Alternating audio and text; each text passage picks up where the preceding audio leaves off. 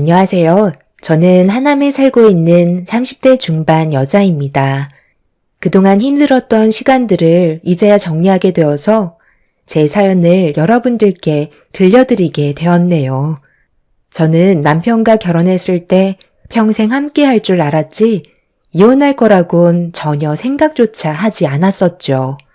그리고 3년의 결혼 생활은 제 인생에 기억하고 싶지 않은 시간들이었어요.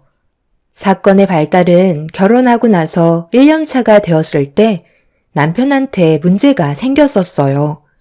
회사에서 일을 하다가 허리를 다쳤다는 소식을 듣게 되었고 급하게 병원을 찾아가니 짐을 들고 계단을 내려가다가 미끄러져서 넘어졌다는 말을 회사 직원을 통해 전달받을 수 있었습니다. 다행이었던 건 크게 다치지는 않아서 한 달 정도 쉬면 좋아질 수 있을 거라는 진단을 받게 되었고 병원에서 어느 정도 조치를 받은 뒤 집에서 당분간 쉬게 되었네요. 그리고 남편의 몸에 문제가 생기자 시댁 식구들이 전부 저희 집에 찾아오셨고 집안은 난리가 나고 말았죠. 하나뿐인 장남이 다쳤다고 시모는 남편을 보자마자 오열을 하셨어요. 시누이는 자기 오빠의 모습을 지켜보더니 남자는 허리가 생명이라며 한 달 정도 쉬는 걸론 완전히 회복되기는 힘들 것 같다고 이왕 이렇게 된 거 몇 달 쉬는 게 어떻겠냐는 의견을 내세웠고 시누이의 말을 듣고 있던 시부도 그 말에 동의하면서 저를 보시곤 제 생각은 어떠냐는 말을 꺼내셨습니다.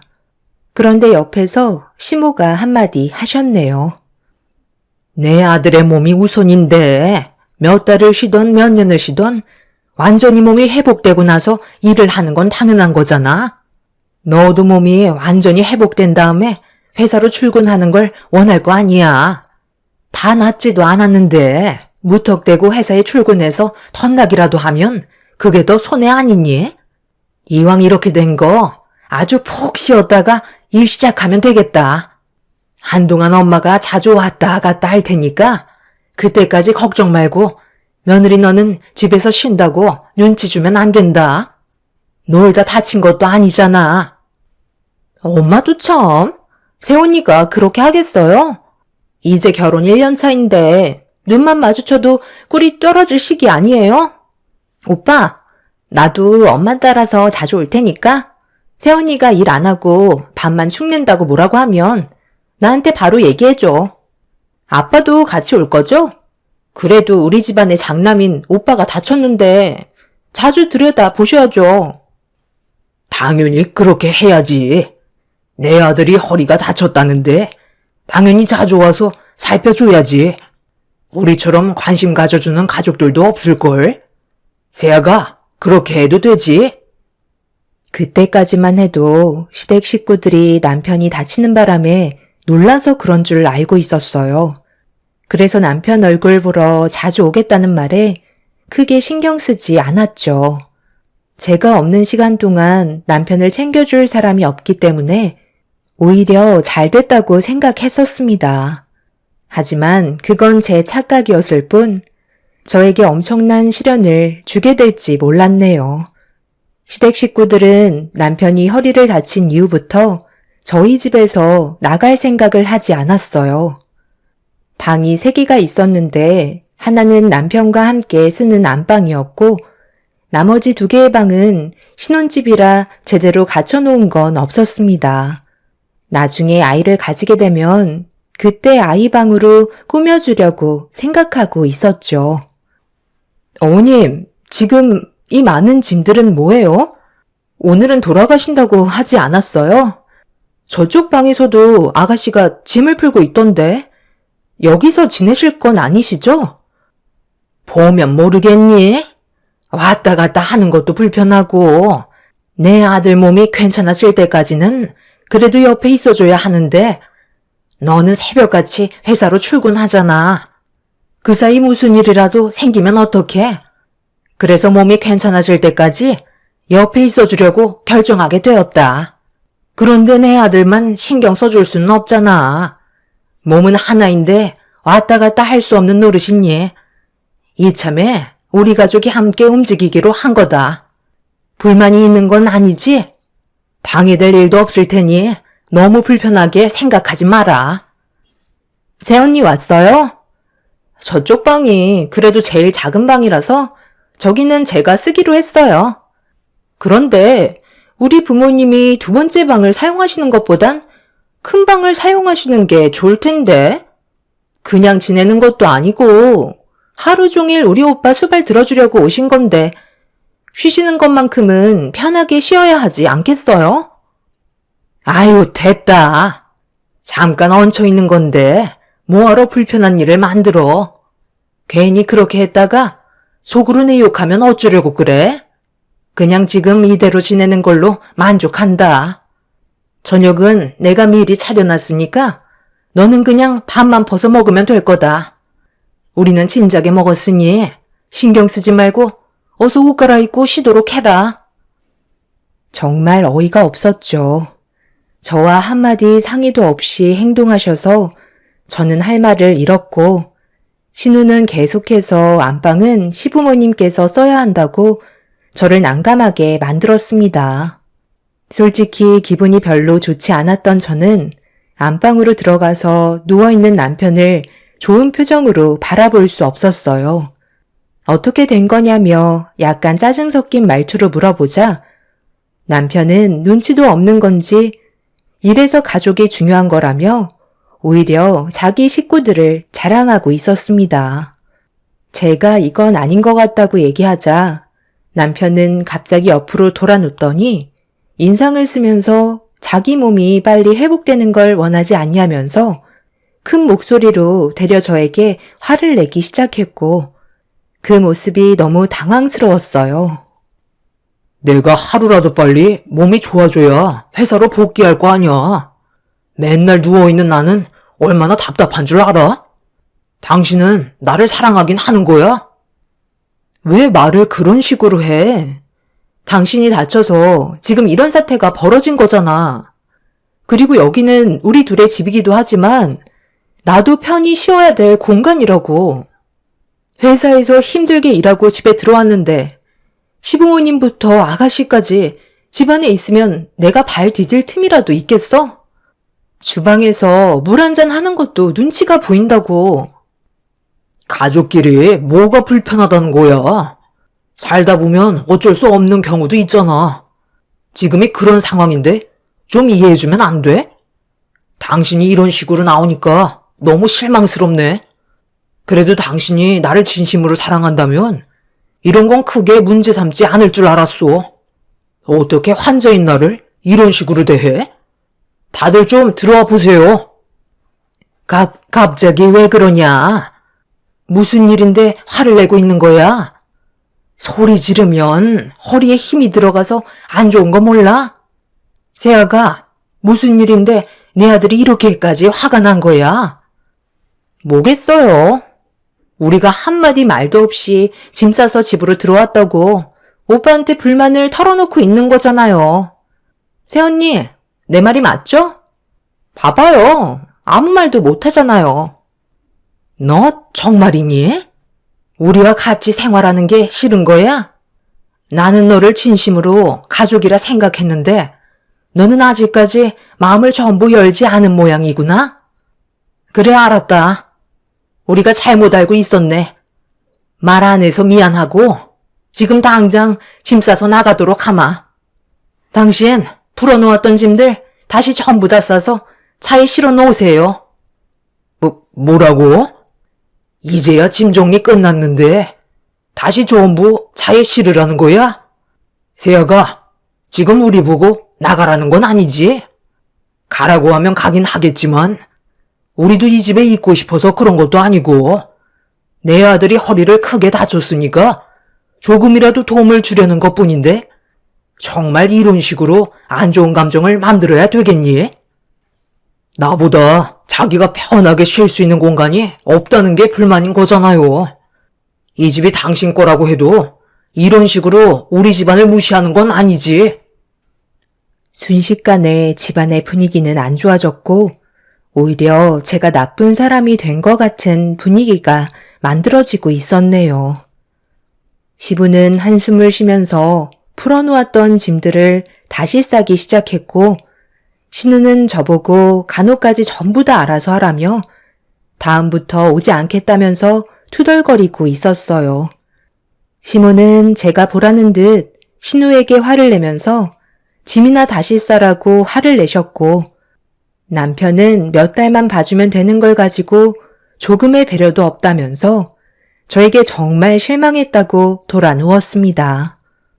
이미 전부 다 벌려놓은 상태라 짐을 다시 싸서 보내는 것도 참 난감했었어요. 남편은 갑자기 허리가 아프다면서 도움을 요청했고, 제가 남편을 도와주려 하자 제 팔을 뿌리치면서 시부모님을 불러 도움을 받아 화장실을 들어갈 수 있었네요. 저 혼자서 허리를 다친 남편을 감당하기에는 역부족일 것 같아 결국 어쩔 수 없이 남편의 몸이 좋아질 때까지 있어달라고 말을 하게 되었고, 그날 이후 시댁 식구들은 한 집에서 같이 생활하게 되었습니다. 이런 상황들이 너무 답답했지만 그래도 이렇게 해야 하루라도 빨리 남편의 몸이 좋아질 수 있는 길이라고 생각해 묵묵히 지켜보고만 있었죠. 그렇게 여러 가지로 불편한 점들이 정말 많았지만 다른 부면에서 도움을 받는 것들도 있었기 때문에 참고 넘어갔었습니다. 그런데 몇 달이 지났는데도 남편의 몸이 좋아지지 않더라고요. 허리를 움직일 때마다 지속적인 고통이 뒤따른다며 힘들어하길래 병원을 다시 가봐야 하는 거 아니냐고 물어보자 시부모님께서 다음날 남편을 데리고 병원에 다녀올 예정이라는 말을 하셨습니다. 처음 남편과 병원을 방문했을 때 의사가 말하길 크게 다친 건 아니라고 했었는데 몇 달 동안 달라진 게 별로 없다는 남편의 말을 들었을 때 좀 이상했었어요. 그리고 병원을 다녀온 시부모님께서는 남편의 허리에 있는 신경들이 손상을 받았는지 아직 전부 회복이 되지 않아서 시간이 더 필요할 것 같다는 말을 전달받게 되었네요. 그 말을 듣는데 한숨밖에 안 나왔었죠. 남편은 물리치료를 병행하면 그래도 조금씩은 좋아질 수 있다고 저를 안심시켜 주려 했지만 저는 그것보다 시댁 식구들과 또다시 함께 생활해야 한다는 게 더 힘들게 느껴지고 있었어요. 남편에게 얼마의 시간이 더 필요할 것 같냐고 물어보자 길면 2달 정도는 물리치료 받아야 될 것 같다면서 함께 생활해야 되는 기간은 더 늘어나게 되었고 그 말을 들었을 때 한숨밖에 안 나오더라고요. 결국 또 그렇게 시간이 흘러가고 있는데 어느 날 남편이 저에게 이상한 말을 하기 시작했어요. 그리고 그 말을 들었을 때 기분이 너무 안 좋았습니다. 이참에 시댁 식구들이 한 집에 같이 사는 건 어떻겠냐고 지금의 삶이 너무 행복하다며 저를 설득하려 들고 있었어요. 그게 무슨 말이야? 당신 몸이 회복되면 그때 집으로 돌아가신다고 하셨잖아. 지금 이게 우리가 사는 거야? 당신은 가족이니까 편하겠지만 나는 아니라고. 그리고 시부모님 집이 멀쩡히 있는데 왜 우리 집에 들어와서 살아야 하는데? 지금 집안이 정말 아수라장이 되어가고 있는 건 알아? 당신 아가씨 방에 안 들어가 봤지? 돼지우리가 따로 없어. 남의 집에서 생활하면 기본적으로 깔끔하게 써야 하는데 발 디딜 틈도 없이 정말 너무 지저분하더라고.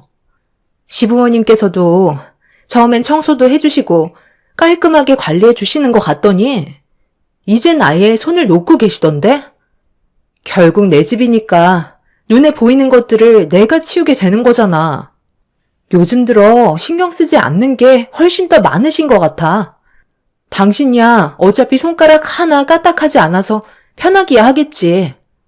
그런데 나는 퇴근하고 집에 들어오면 치워야 하는 것들이 눈에 보여서 한숨부터 나온다고. 어쩔 땐 집에 들어오고 싶지 않을 정도야. 나도 그만큼 많이 지쳐있는 상태라고. 내 말 무슨 뜻인지 알지? 남편은 더 이상 제 말에 아무런 대꾸도 하지 않았어요. 얼굴을 보니 기분이 많이 상한 듯 보였었죠. 그래도 해야 될 말은 하는 게 좋을 것 같아 제 속에 있던 말들을 전부 다 털어놓았습니다. 그렇게 남편과 저는 알게 모르게 감정의 골이 점점 더 깊어져만 가고 있었는데 어느 날 퇴근하고 집에 들어가자마자 저는 깜짝 놀라 뭐 하는 거냐고 소리를 지르고 말았습니다. 시부모님이 사용하시던 방의 물건들을 전부 다 안방으로 옮기고 있길래 급하게 신발을 벗고 안방으로 따라 들어가자 집안의 구조가 전부 다 바뀌어 있었고 저는 더 이상 참을 수가 없을 만큼 화가 치밀어 오르고 말았네요. 저번에도 상의도 없이 행동하시더니 이번에도 똑같이 그러시길래 집안이 떠나갈 정도로 뭐 하시는 거냐고 화를 내게 되었고 제 목소리에 시부모님께서 놀라셨는지 행동을 멈추시고 저를 바라보셨어요. 지금 뭐 하시는 거죠? 왜 아버님, 어머님 짐을 안방으로 옮겨 놓는 거냐고요? 저번에도 그러시더니 이번에도 저와는 한마디 상의도 없이 또 그러시는 거예요? 내가 옮기라고 했어. 두 분이서 생활하시는데 많이 불편하신 것 같아서 옮기라고 한 건데 뭐가 잘못된 거야? 그리고 앞으로 모두가 함께 모여서 살아야 될 것 같아. 전에 살고 계셨던 집을 처분하셨거든. 그래서 지금 현재 우리 부모님이 갈 곳이 없으시대. 이번에 처분하신 돈으로 다른 곳에 투자를 하셨거든. 수익이 좋으면 좀 더 큰 집으로 이사하신다고 하셨으니까 그때까지는 함께 생활해야 될 것 같아. 당신도 우리 식구랑 함께 지내오면서 이제는 서로 눈치껏 행동하고 도와가면서 잘 지내고 있잖아. 당신이 나한테 얘기했던 불만들은 내가 전부 다 고쳐달라고 얘기했으니까 앞으로 눈에 거슬리는 건 없을 거야. 이번에 좋은 곳에 투자를 좀 했거든. 그래서 어느 정도 수익이 나오면 집을 좀 넓은 데로 이사를 갈까 생각 중이다. 그때까지만 신세 좀 질 수 있지? 우리랑 함께 살면서 크게 불편한 건 없었잖아. 나중에 내가 신세 진 건 전부 다 보답할 테니까 너무 화내지 말고 서로 도와가면서 살자. 불만 있는 건 다 얘기해라. 내가 집안 살림이랑 부수적으로 해줄 수 있는 건 뭐든 할 테니까 부담 갖지 말고 우리 서로 도와가면서 살아보도록 하자. 그렇게 해줄 수 있는 거지? 새언니야, 워낙 마음이 넓으셔서 이 정도는 이해해 주실 수 있으시죠? 다 잘 먹고 잘 살자고 하는 거니까 저희 좀 도와주세요. 저도 앞으로 깔끔하게 생활하도록 할게요. 가족 좋다는 게 뭐겠어요? 서로 어려울 때 돕는 게 가족이잖아요? 저희 엄마가 오늘 새언니를 위해서 정말 맛있는 음식을 했는데 보실래요? 제가 남편과 결혼을 한 건지 아니면 시댁 식구에게 봉사하려고 결혼한 건지 알 수 없을 정도로 시댁 식구들의 행동은 정말 충격적이었습니다. 이렇게 사는 건 정말 아닌 것 같아 한 공간에 있고 싶지가 않았어요. 그래서 머리 좀 식히고 오겠다며 급하게 밖으로 나와버렸네요. 집안에 들어가는 게 너무 싫었고 답답해 미치는 줄 알았습니다. 이런 상황을 어떻게 처리해야 될지 몰라 저는 차를 타고 오래간만에 친정으로 가게 되었어요. 그동안 일 때문에 바빠서 아빠 얼굴을 제대로 볼 수 없었는데 이번 기회에 당분간 머리도 좀 식힐 겸 친정에 있기로 했네요. 아빠는 엄마를 병으로 먼저 세상 떠나보내시고 혼자서 지내고 계셨었어요. 오래간만에 아빠 얼굴을 보는데 그동안 답답했던 순간들이 잘 풀리지 않아 저도 모르게 눈물부터 흐르더라고요. 아빠는 무슨 일 있냐며 저를 진정시켜 주었고 제가 겪고 있는 상황에 대해 전부 다 털어놓게 되었습니다. 제 말을 묵묵히 들어주신 아빠도 기분이 좋아 보이지 않으셨지만 이혼이라는 게 쉬운 것도 아니기 때문에 해결할 수 있는 방법은 있을 거라며 어떻게 하면 좋을지 고민을 해결해 주시려고 깊은 생각에 빠지셨어요. 아빠는 한참 동안의 침묵을 깨시곤 조만간 시부모님을 뵙는 게 좋을 것 같다는 말을 꺼내셨고 남편의 행동에 대해서도 잘못된 점들에 대해 따끔하게 한마디 해야 할 것 같다면서 저와 같이 문제점들을 해결해 주려 하셨습니다. 그래도 제가 가진 고민들을 털어놓을 수 있는 가족이 있다는 거에 너무 감사했었고 그날 아빠와 오랜 시간 함께 대화를 주고받았네요. 그렇게 다음날 저는 새벽같이 출근을 한 뒤 돌아오는 주말에 아빠와 함께 제 집에 죽치고 있는 시댁 식구들을 만나기로 결정하게 되었고 그렇게 한동안 출퇴근을 친정에서 할 수밖에 없었네요. 그런데 주말이 오기 이틀 전에 회사에서 점심을 먹고 자리로 돌아가려는 순간 병원에서 전화가 왔어요. 그리고 뒤이어 충격적인 말이 제 귀에 들어오고 말았죠. 아빠가 교통사고로 세상을 떠나셨다는 말도 안 되는 일이 벌어지고 말았습니다. 그 말을 듣자마자 급하게 병원으로 향했는데 아빠는 이미 세상을 떠나신 상태셨어요.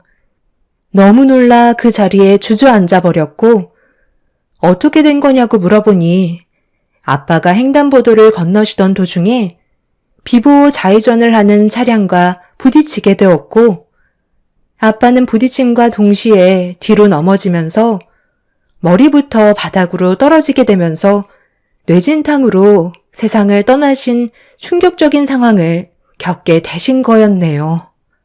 가해자는 경찰서에서 조사를 받고 있다는 말에 오열을 하며 괴로워하고 있는데 가해 차주분의 가족분들이 저를 찾아오셨습니다. 죄송하다며 몇 번이고 고개를 숙였는데 한 여자가 갓 태어난 아이를 안고 저에게 다가와선 오열을 하더라고요. 제발 한 번만 자기 남편을 용서해달라고 지금까지 정말 열심히 살았던 사람이라고 처벌만은 면하게 해달라는 부탁을 하셨습니다. 경찰서에서는 음주운전이 아니라고 판정이 나게 되었는데 상황을 들어보니 차량을 판매하는 영업사원이었어요.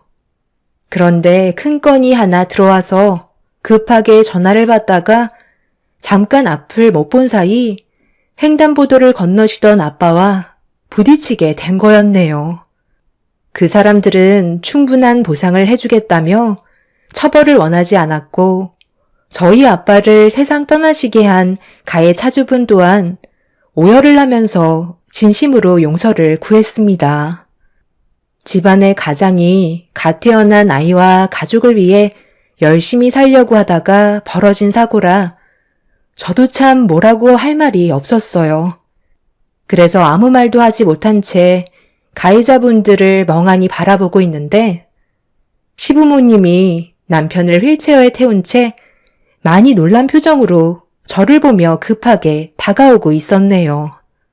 그동안 전화 한 통 없던 시댁 식구들이 저희 아빠가 세상을 떠나셨다는 말을 하자 그제서야 제 앞에 나타난 모습을 보니 너무 화가 나더라고요.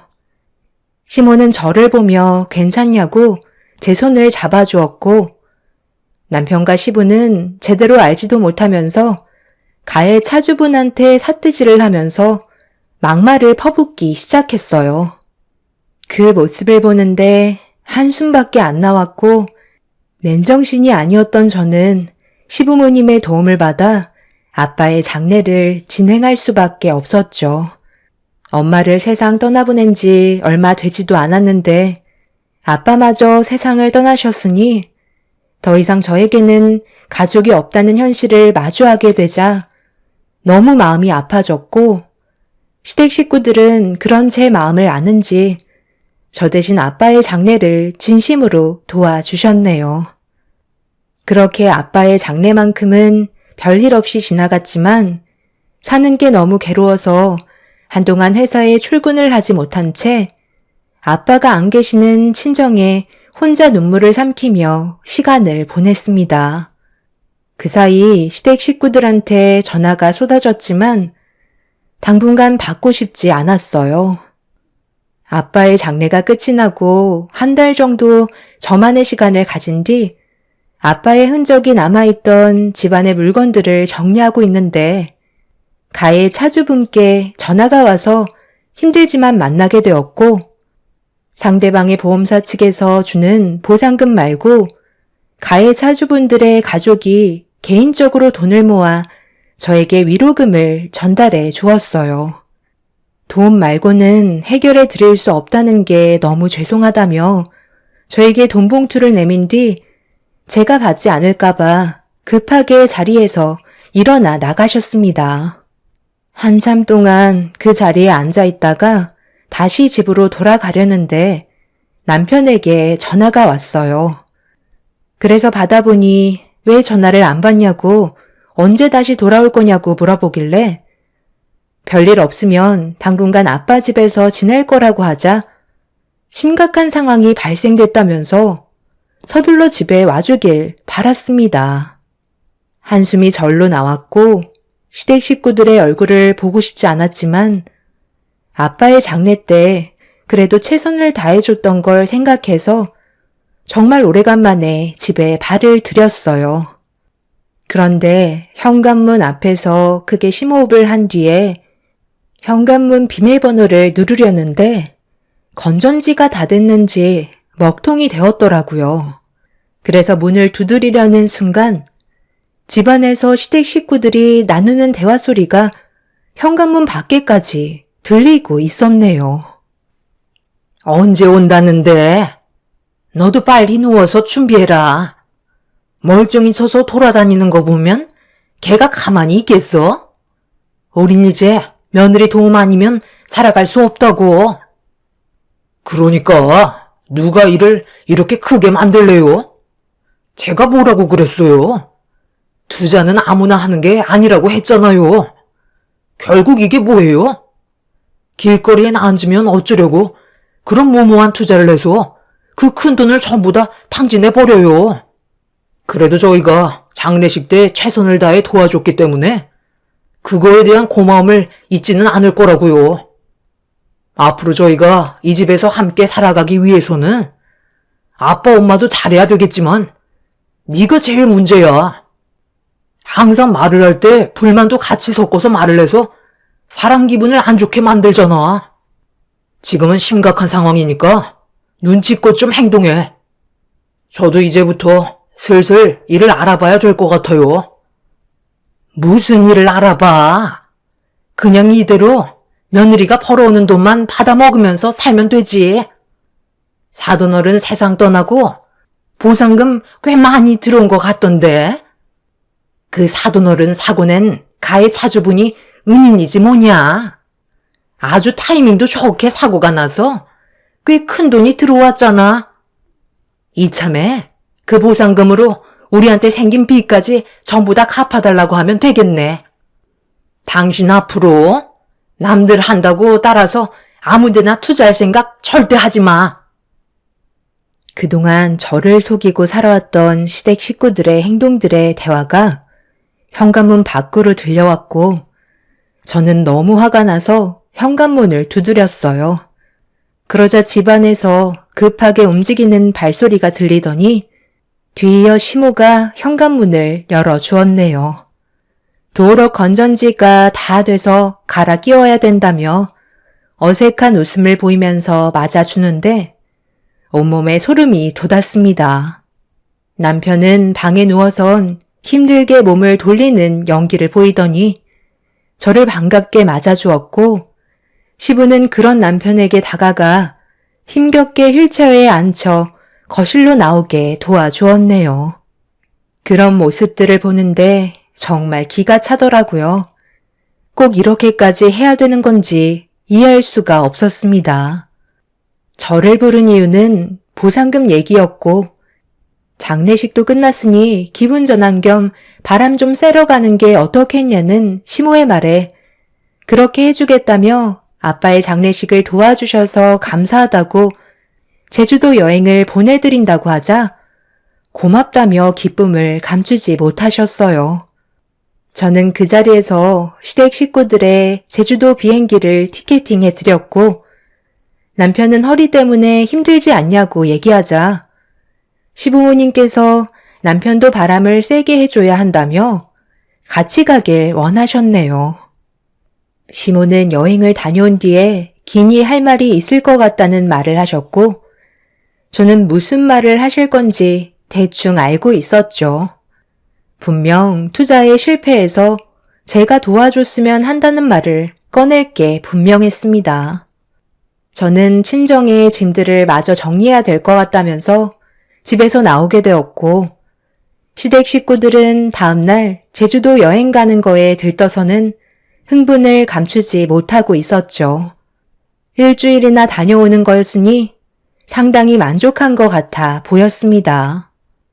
그날 저는 바로 심부름센터를 알아봐 다음날 일정을 알려준 다음 시댁 식구들의 행동들을 전부 다 증거물로 남겨주길 부탁드렸어요. 그렇게 다음날 시댁 식구들이 새벽같이 떠나는 걸 확인하게 되었고 저는 시댁 식구들이 집을 떠나자마자 집안에 있던 모든 물건들을 전부 다 컨테이너 창고에 옮겨버렸습니다. 그리곤 곧바로 제 명의로 된 집을 부동산에 내놓은 뒤 문을 굳게 걸어 잠갔죠. 정신없이 모든 일을 끝낸 뒤 일주일이 지나고 시댁 식구들이 집에 도착했는지 저에게 전화가 오길래 받았습니다. 며느라, 우리 제주도에 갔다가 이제 도착했는데 왜 문이 안 열리는 거니? 집이 비어 있어서 현관문 비밀번호를 바꾼 거야? 원래 번호가 먹히지 않네? 제주도는 잘 다녀오셨어요? 그 집 빈집이에요. 부동산에 내놨어요. 어차피 저는 더 이상 필요 없을 것 같아서요. 집안에 있던 짐들은 그의 이름으로 컨테이너 창고에 옮겨놨으니까 가셔서 돈 지불하신 다음 찾으시면 될 거예요. 그리고 우편함 보시면 이혼 서류 있으니까 일정에 맞춰서 오면 된다고 그이한테 알려주세요. 서류 봉투 안에 이혼 서류 말고도 다른 몇 가지 선물도 있는데 확인 한번 해보시고요. 그럼 나중에 뵙겠습니다.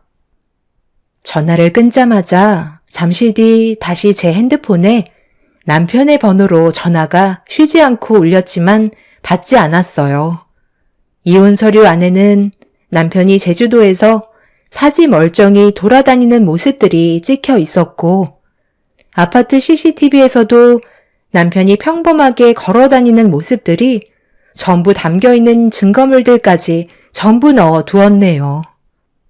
잘못했다는 문자 오고 받지도 않을 전화가 계속해서 오길래 전원을 꺼버린 뒤 정해진 날짜에 남편과의 이혼을 진행하게 되었습니다.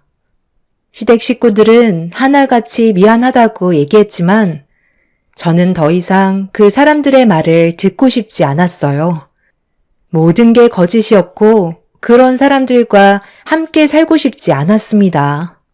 시부모님께서는 받아주지 않으면 길거리에 나앉는다고 애언을 하셨지만 제 마음은 조금의 변화도 없었네요.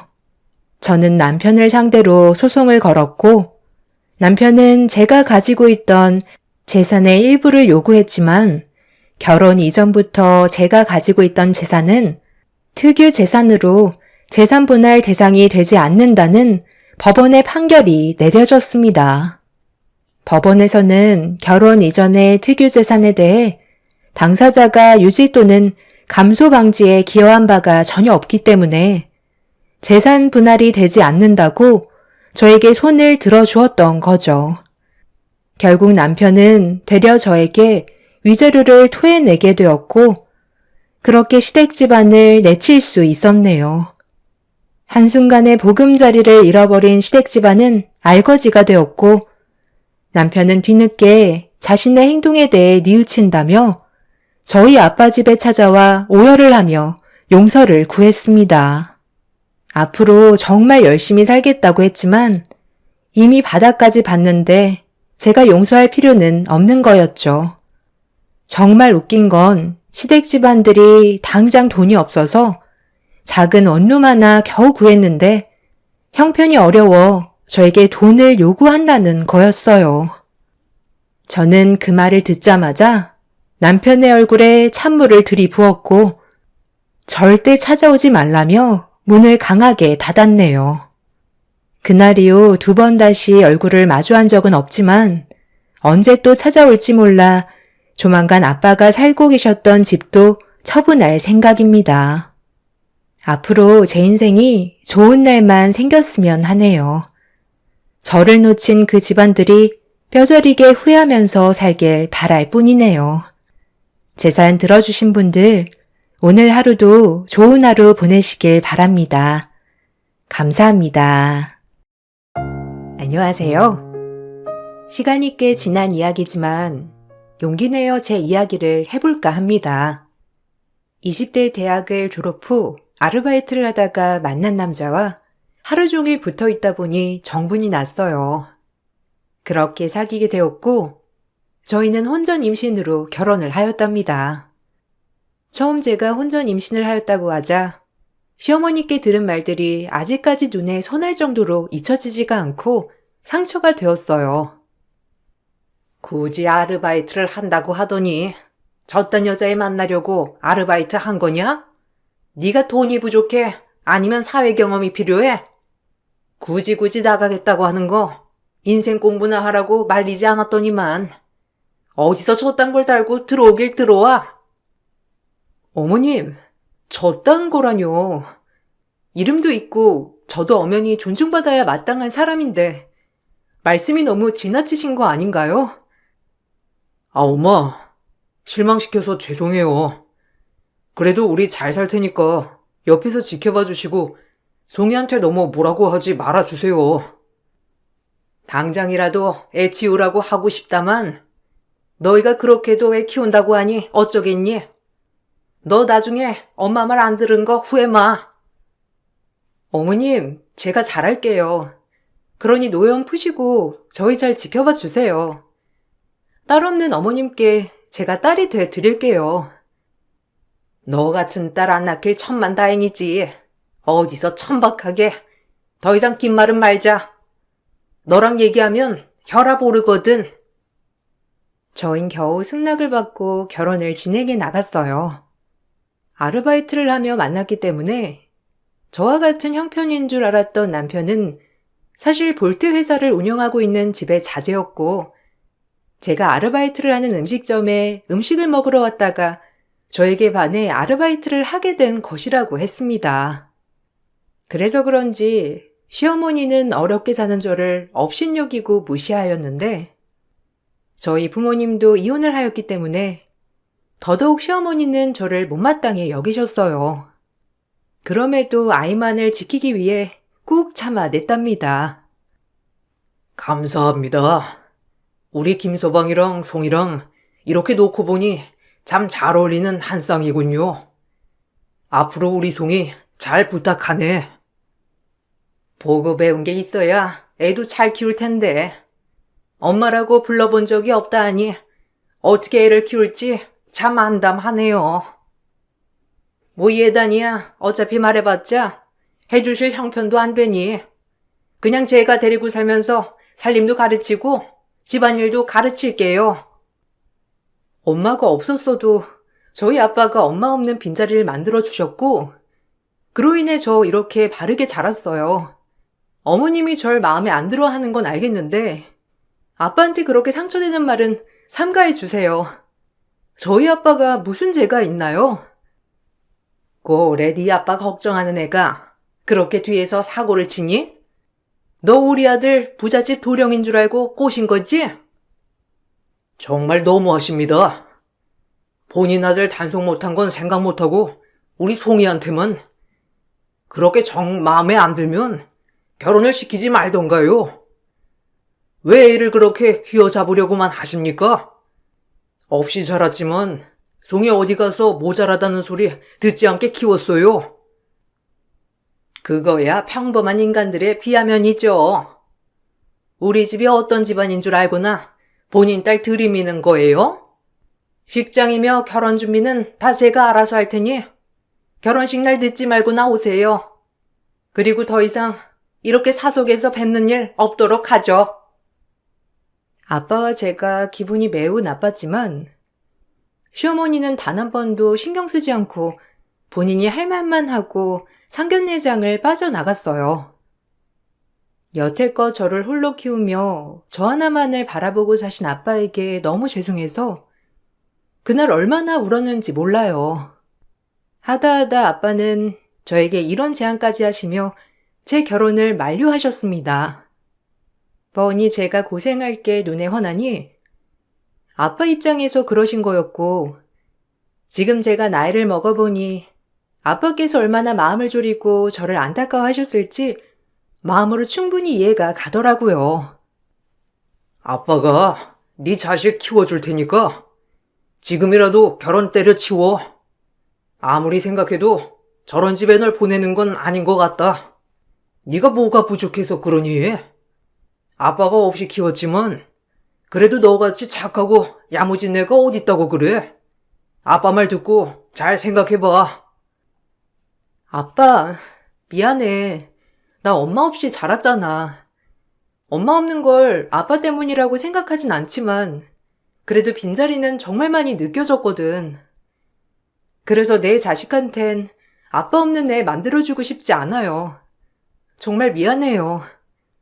시어머니는 내가 살면서 바꿔놓을 거야. 아무리 생각해도 이건 아니야. 그렇게 널 마음에 안 들어 하는데 어떤 꼴을 당하려고 그 집에 시집을 간다는 거야? 김서방이 잘할 거야.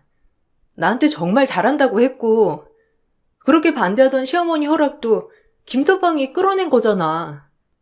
결혼을 김서방이랑 하지 시어머니랑 하는 게 아니니까. 좀 참고 견뎌내면 아마 어머님도 마음의 문을 열어주실 거야. 그러니까 걱정 마요. 아휴, 이 철없는 것. 아빠가 너 이러라고 공주처럼 키운 줄 알아? 아빠는 이 결혼 만류하지만 네가 그렇게 좋다 하니 알겠어. 아빠가 엄청 말림에도 불구하고 전 나이를 생각해서 결혼을 진행하였어요. 어른이 말리는 결혼은 이유가 있는 건데 그땐 젊은 패기와 뱃속 아이만을 생각한 채 꿋꿋하게 버티면 된다고 생각했던 때였죠. 그리고 결혼을 하고 나서부터 본격적인 시집살이가 시작되었는데 아침 저녁으로 부려먹는 건 기본이었고 그저 절 본인이 키우는 강아지만도 못하게 여기더라고요. 워낙 결혼 전 시집살이는 각오했던 것이었기 때문에 그런 행동들로 저를 떨거뜨리기란 힘든 부분이었지만 말이에요. 에휴, 강아지는 말이라도 잘 듣지.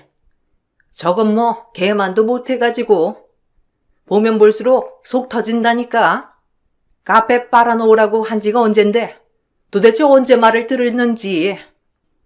예, 너 내가 몇 번을 말해야 하니? 카페 빨고 커튼도 다 떼서 빨아놓으려고 한 지가 언젠데. 어제 어머님이 이불 빨래 먼저 하라고 하셔서 그거 하고 오늘 카페 빨려고 했거든요. 이따가 주방 치우고 할게요. 핑계 대는 거니? 이거 하고 저거 하고 있으면 다 될 일을 하루에 하나씩 하려고 하는 거야, 뭐야? 너 깨 쓰는 거 걸렸단 봐? 어머님, 저 임신한 몸이에요. 임신했다고 유난 떠는 건 아니지만 그래도 어머님 손주를 가졌는데 너무하신 거 아닌가요? 누가 그애 반격이라도 한대니?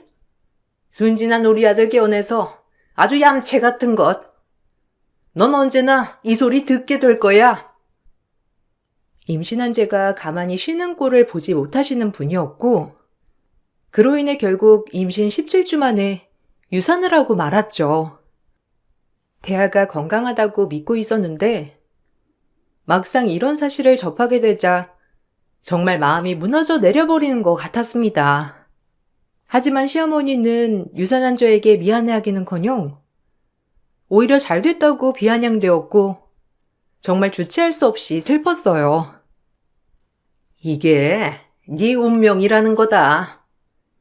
애도 없는 마당에 우리 아들 물고 늘어질 거니? 내 아들 재원이라고 해도 어리고 잘 나가고 너 아니어도 내로라 하는 집안의 여자들 줄 섰어. 그러니까 너도 이쯤 하고 그만 내 아들이랑 헤어져. 너도 새 출발하면 되잖니. 어머님은 저한테 일말의 죄책감 따윈 없으신가요? 어떻게 지금 이 상황에 이혼하란 말을 하실 수가 있는 거죠? 내가 왜 못하니? 애까지 알아서 떨어져 줬는데 얼씨구나 해야지. 그러니까 누가 애건사 못하래? 다 네 책임이야. 복도 없는 게 어쩜 자식 복도 없는지. 어쨌든 내가 보기에 아주 잘된 일이니 너도 마음 정리하고 그만 우리 아들이랑 헤어져. 아니요, 그렇게는 못하겠네요. 이왕지사 이렇게 된 거 어머님이 절 좋아하게 만들 거예요. 언젠간 우리 며느리 하게 만들 거라고요. 근본이 다른데 어떻게 너를 좋아할 수가 있니?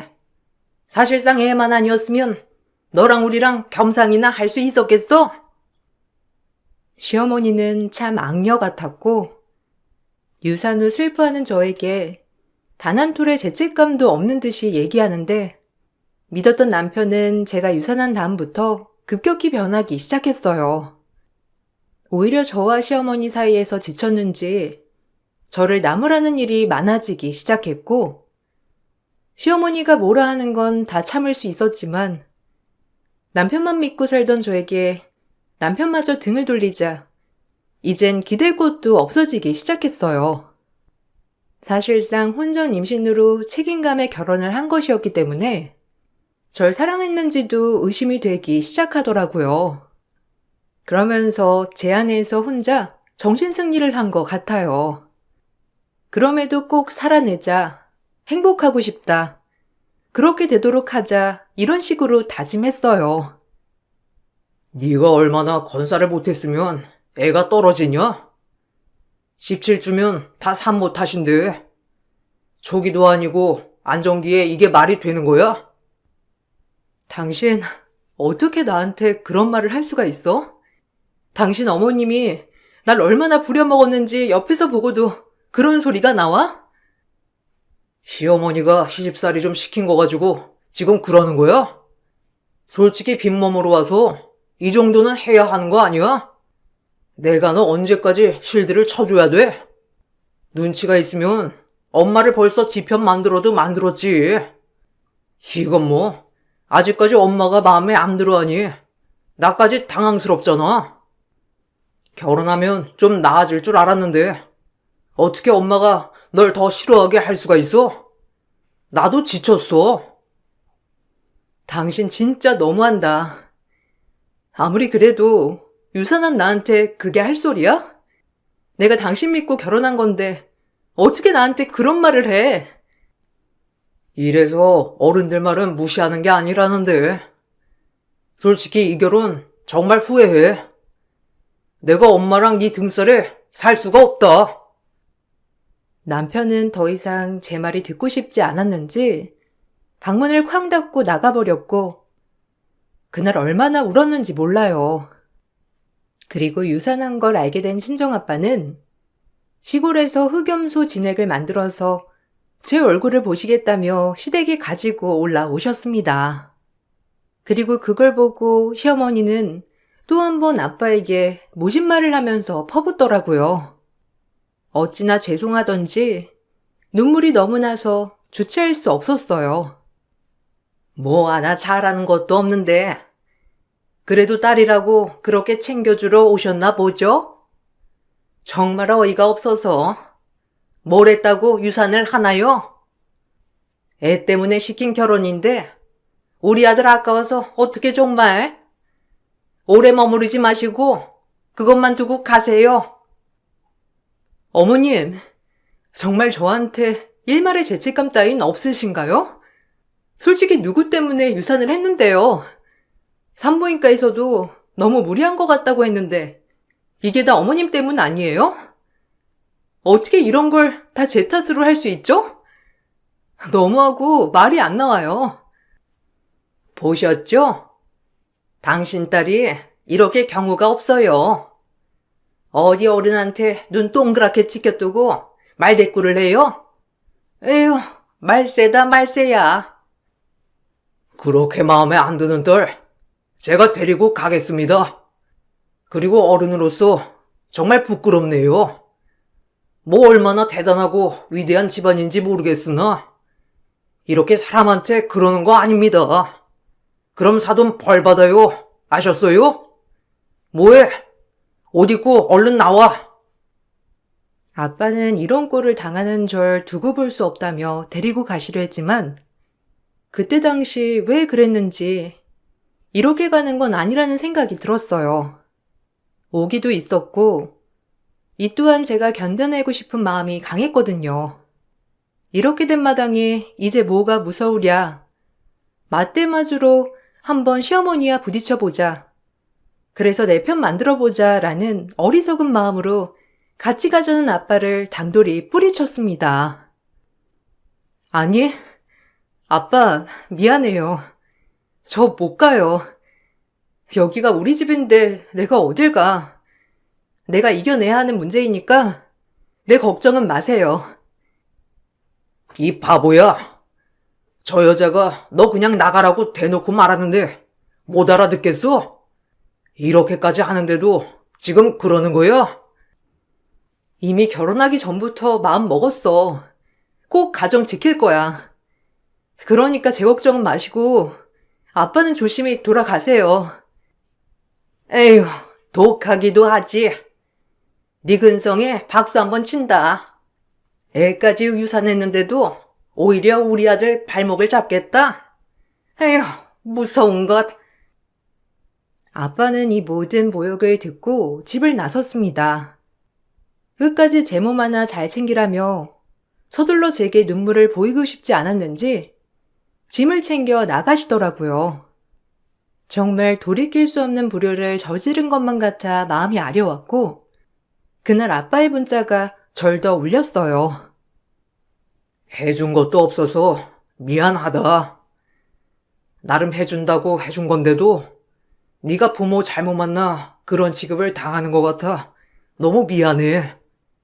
정상적인 가정이었으면 네가 이런 꼴을 덜 당했을까 싶기도 하면서 죄책감이 든다. 정말 미안하다, 딸아.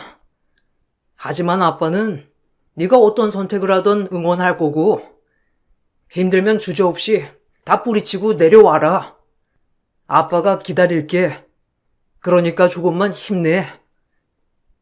저 때문에 절 곱게 키워준 아빠가 죄책감을 느끼는 것 같아 마음이 많이 아팠지만 이로써 더 열심히 살아내기로 했어요. 일단 절 그렇게 미워하는 시어머니의 마음부터 이제 본격적으로 돌려봐야겠다고 마음을 먹었죠. 하지만 그런 제 마음을 아는지 모르는지 남편과 시어머니는 점점 저에게만 멀어져만 갔고 둘이서 뭘 그리 작당을 하는지 절 많이도 힘들게 했습니다. 내가 왜 너랑 결혼했는지 모르겠다. 그냥 연애나 할걸. 얼굴만 보고 내가 쉽게 혹했지. 너랑 살아보니 알 것 같아. 내가 얼마나 어리석었는지. 엄마 말 들어보면 이제라도 새 출발할 수 있다고 하는데 그냥 우리 헤어질래? 어차피 애도 없잖아. 당신 이 정도면 유산되길 바라던 사람 아니야? 어떻게 유산되자마자 이렇게 헤어지자고 할 수가 있어? 역대급이다. 솔직히 애 때문에 결혼한 건 맞잖아. 애만 아니었어도 너랑 연애만 하지. 내가 뭐가 아쉬워서 너랑 결혼을 하냐? 너도 양심이 좀 있어 봐라. 엄마가 그러는데 나 정도면 아나운서 같은 여자랑 재혼할 수 있다던데. 내가 왜 너랑 살겠어?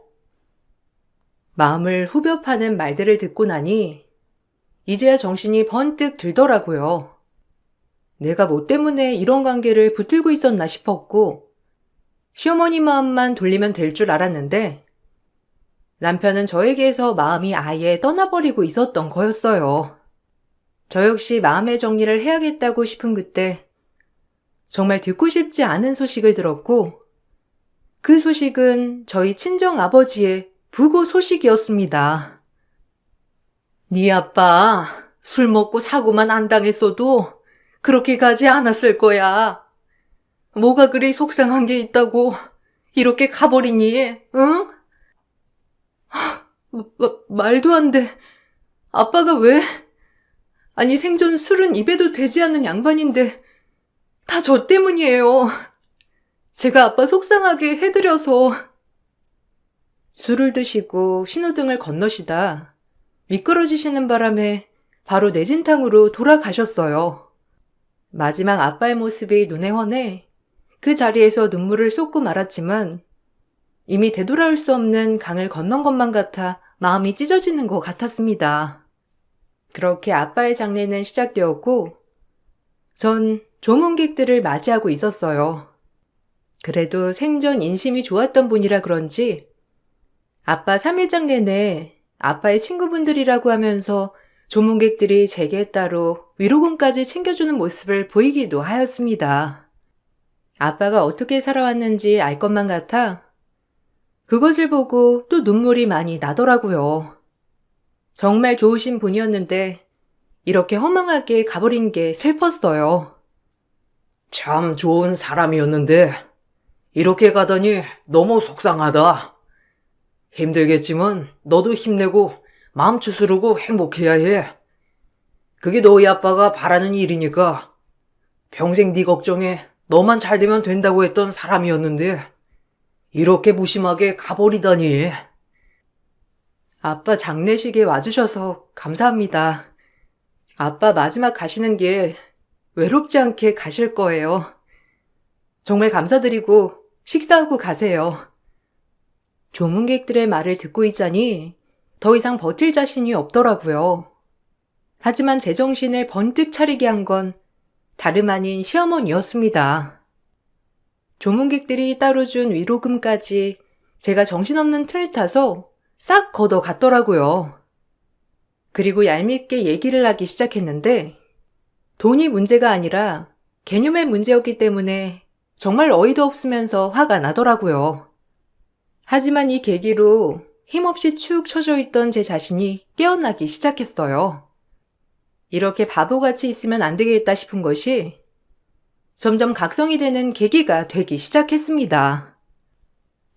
어차피 너 장례 비용 치를 돈이 있니? 그거 우리 아들이 내야 할 거 아니야? 네가 갚을 장례비에 제해줄 거니까 이 돈은 당연히 내가 챙기마. 하여튼 너랑 결혼해서 우리 아들만 호구 잡힌 거지. 쓸데없이 내도 되지 않을 돈이 나가니까 말이야. 진짜 가지가지 하시네요. 어머님 덕분에 이렇게 정신이 없는 와중에 정신을 똑바로 차리는 계기가 된 것 같아요. 그랬담 다행이네.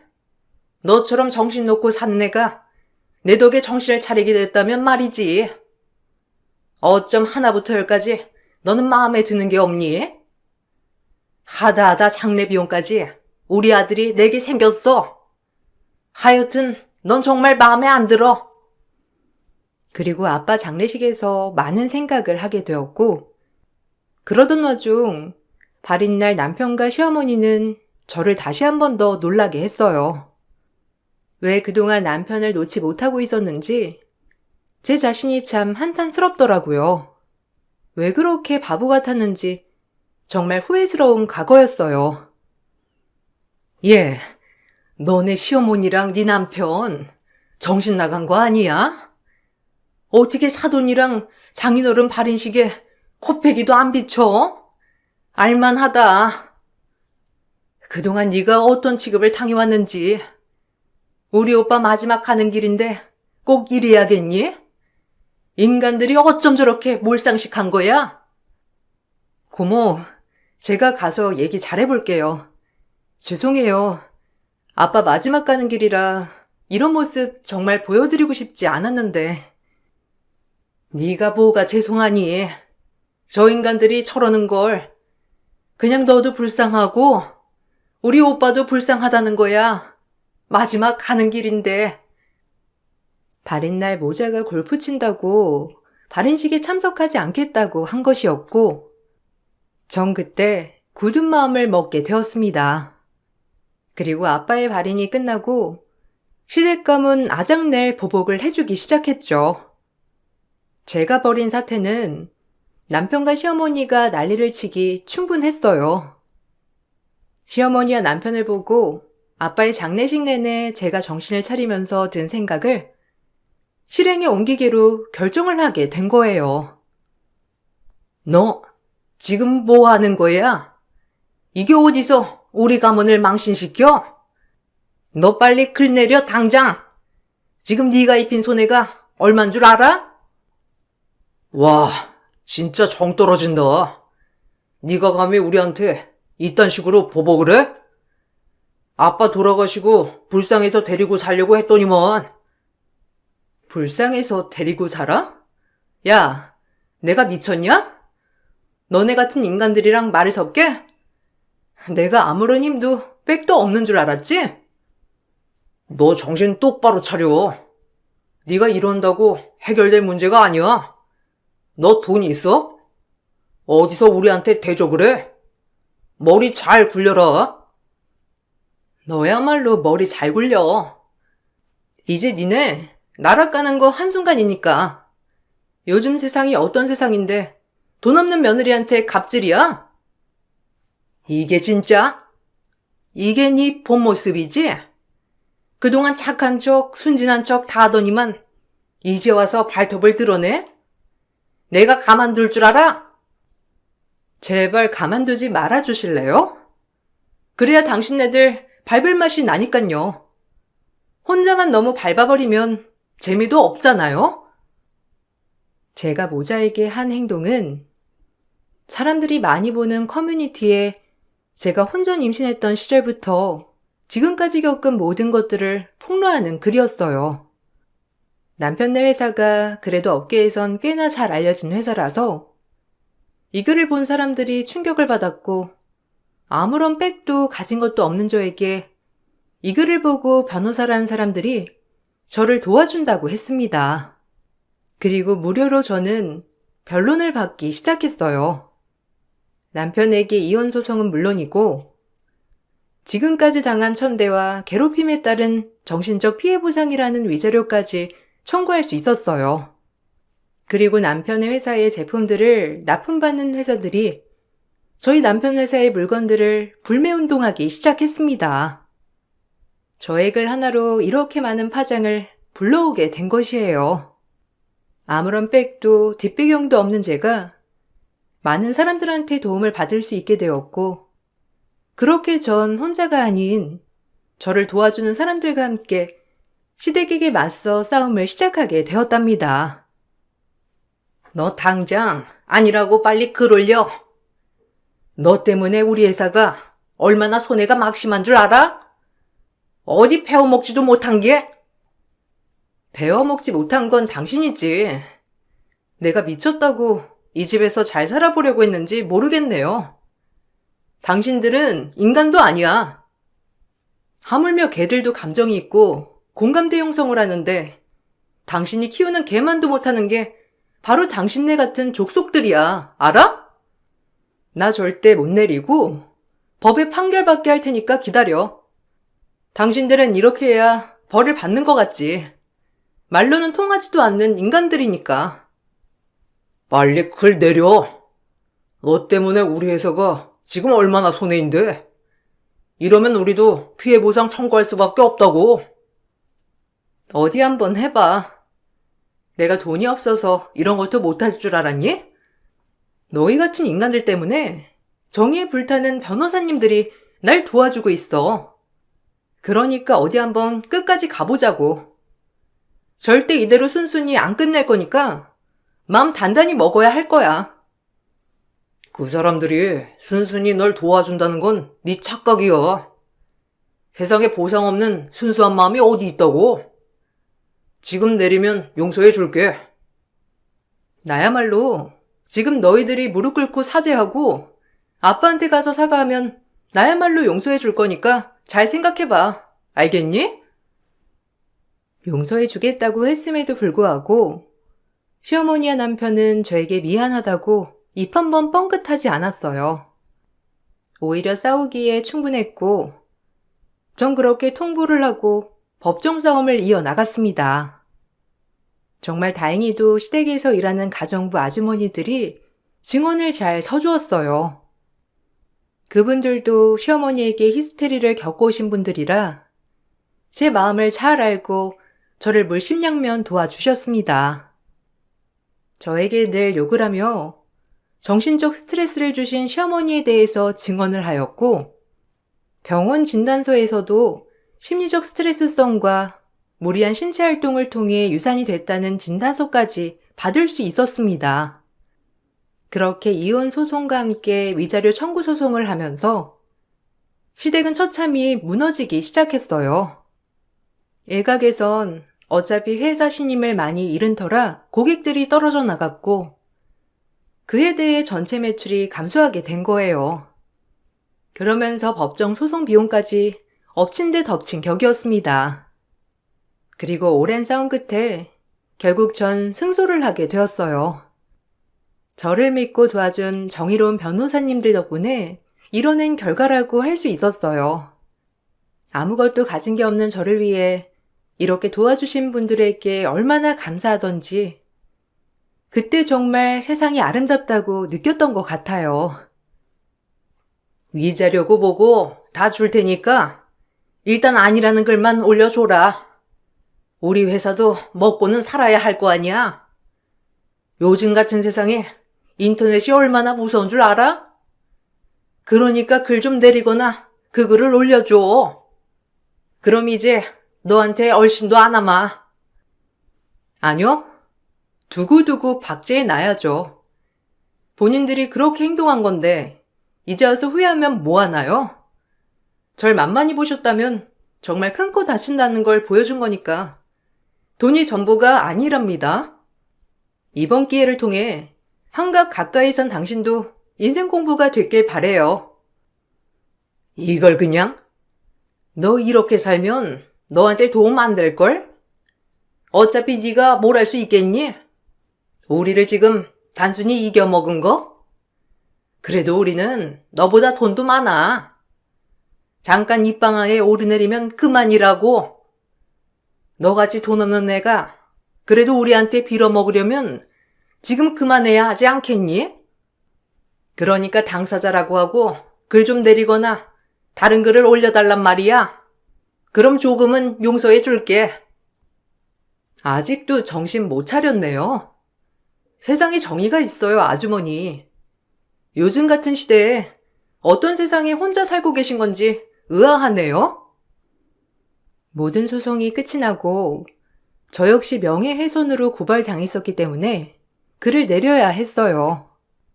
저 역시 벌금형을 맞았지만 그래도 실보다 득이 더 많은 법정 소송이었습니다. 결혼해서 산 기간보다 소송하는 기간이 더 오래 걸렸고 모든 게 끝이 난 뒤 아빠의 묘지를 찾아 모든 것을 고했어요. 참 죄송하고 후회스러운 삶이었다고 얘기하는데 어찌나 눈물이 나던지요. 애초에 아빠를 따라 나섰더라면 아빠가 술을 마시지 않았겠다. 그럼 괴롭지 않았겠지? 그런 생각이 절 매우 괴롭혔습니다. 그럴 때마다 제 마음을 바로잡고 바로 잡았어요. 그래야 사라질 것 같은 마음이 들었거든요. 그리고 저를 도와주신 분들을 위해서라도 더 악착 같고 열심히 살아야겠다고 마음을 먹었습니다. 그런 마음을 담아 아빠에게 가서 다짐도 했고요. 아빠, 나 잘 살게. 두고 봐. 아빠가 평생 내가 행복한 것만 바랬으니까 이제 정말 행복해질 거야. 지켜봐 줘요. 누구보다 잘 살 거고 남들이 날 도와줬듯이 남에게 도움이 되는 사람이 될 거니까 내 걱정 말고 그곳에서 편안하세요. 전 그렇게 다짐을 하였고 하지 않던 공부를 시작했습니다. 시댁에게 받은 위자료와 남편에게 따로 받은 위자료까지 금전적으로 여유가 있었기 때문에 가능했던 일이었어요. 어려운 형편에 아르바이트를 많이 했던 터라 이렇게 진득히 공부를 해본 적이 있던가 싶더라고요.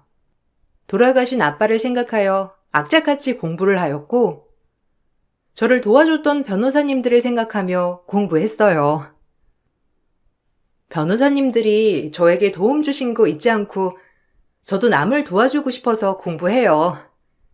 저에게 이런 꿈을 주셔서 정말 감사합니다. 에이, 당연히 도와줘야 했던 일인데요, 뭐. 그래도 이렇게 멋진 꿈을 생각했다니 정말 대단한데요? 응원합니다. 그리고 로스쿨에 입학하였고 변호사 시험을 통해 변호사가 되었답니다. 물론 그 과정이 정말 쉬웠던 건 아니었고 때론 고배도 마시고 실패도 맛보면서 이 자리에 올라올 수 있었어요. 그리고 제가 도움을 받았던 것처럼 저도 법적 도움이 필요한 어려운 사람들에게 도움이 되며 아빠 앞에서 떳떳하고 당당한 딸이 되고 싶었거든요. 변호사가 되기까지 많은 눈물도 흘리고 좌절도 있었지만 요즘은 조금씩 행복하다고 생각하며 살고 있어요. 그리고 더 나은 제가 됐다고 생각합니다. 어디선가 제가 변호사 됐다는 소식을 듣고 바뀌지 않은 제 번호로 전 남편이 은근슬쩍 연락을 취해 오더라고요. 그걸 보면서 오히려 희열이 느껴졌습니다. 뭔가 더 통쾌한 기분이랄까요? 역시 사람은 잘 되고 봐야 한다는 말이 맞는 거였더라고요. 은지, 기억나지? 왜, 우리 같이 아르바이트 했던. 오랜만에 은지랑 밥 먹는데 너 변호사 됐다는 소식 들었어. 축하한다. 언제 한번 밥이나 한 끼 할 수 있을까? 지나고 보니 너한테 미안한 게 많아서 제대로 사과하고 싶거든. 괜찮겠니? 나도 나이가 들고 보니 새삼 느껴진다. 나한테 네가 얼마나 소중했었는지. 이 문자 보면 연락 줘. 기다리고 있을게. 어이가 없네. 다신 보고 싶지 않거든? 번호 바꿀 거니까 다신 연락 마. 너도 참 구질구질한 거 여전하니 웃긴다. 역시 사람은 고쳐 쓰는 게 아니라는 말이 딱 맞아. 예전에도 그랬지만 시간이 이렇게 흘렀는데 자존심도 없이 연락을 하다니 웃겨 정말. 전 이 문자만 보내고 번호를 바꿔버렸습니다. 그리고 바로 칼 차단을 하였어요. 속이 미묘하게 통쾌하더라고요. 공통된 지인에게 듣기론 회사는 규모가 작아져 예전의 기량을 많이 잃었다고 했고 아무리 아이가 없지만 업계에서 소문도 나버리고 그런 전적이 있던 터라 전 남편은 세장가도 가지 못한다고 하더라고요. 그리고 제가 변호사 된 이야기를 듣고 가장 놀란 건 전 시어머니라고 하면서 남편이 문자 보낸 것도 시어머니가 부추겨서 한 거라고 전달해 주었죠. 인생을 살아가면서 어린 나이에 특별한 경험을 했지만 지금의 제 인생을 살게 해줘서 이 또한 받아들이려고 하고 있습니다. 요즘엔 어려운 사람들을 위해서 무료 변론도 하고 봉사도 하는데 남한테 주는 도움이 이렇게 큰 기쁨이 되는지 많이 느끼며 살고 있어요. 그리고 앞으로도 남에게 꼭 도움이 되는 사람이 되고 싶다는 철칙을 잊지 않으며 살아가고 있고요. 변호사가 된 모습을 아빠가 봤더라면 정말 기뻐하셨겠지만 분명 제가 행복하다는 것을 느끼고 계시겠죠? 앞으로도 아빠를 그리고 저를 위해서 행복을 더 찾아가 보려고요. 여러분, 제 글이 어떠셨을지 모르겠지만 즐겁게 들어주셨으면 좋겠네요.